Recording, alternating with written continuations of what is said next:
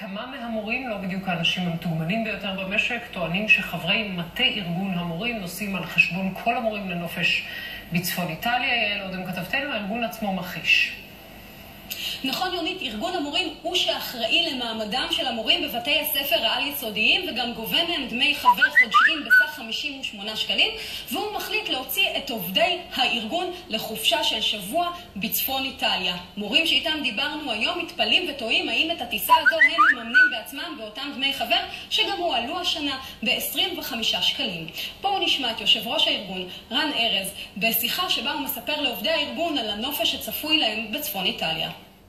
הנסיעה לאיטליה, לצפון איטליה, שנעשית עבור עובדי ארגון המורים ממחלק התה עד ליושב ראש הנהלת ארגון המורים.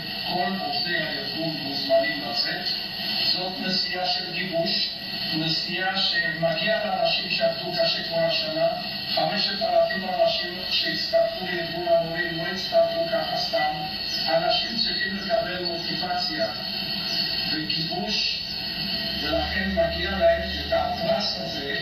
כן יונית, מארגון המורים אומרים לנו בתגובה המפליאה ביותר ההיגררות אחר טענות שקריות ודמגוגיות שאין מאחוריהן כל בסיס של אמת. אין מדובר בכספי המורים כלל ועיקר. הטיול ממומן מכספי ארגון המורים ובהשתתפות ועד העובדים והשתתפות עצמית של כל עובד כמקובל גם בגופים רבים אחרים. אנחנו יונית ביקשנו לדעת באיזו השתתפות עצמית מדובר, האם בכלל, ומה גובה הסבסוד שנותן הארגון. תשובה עדיין לא קיבלנו. מעניין, תודה רבה יעל.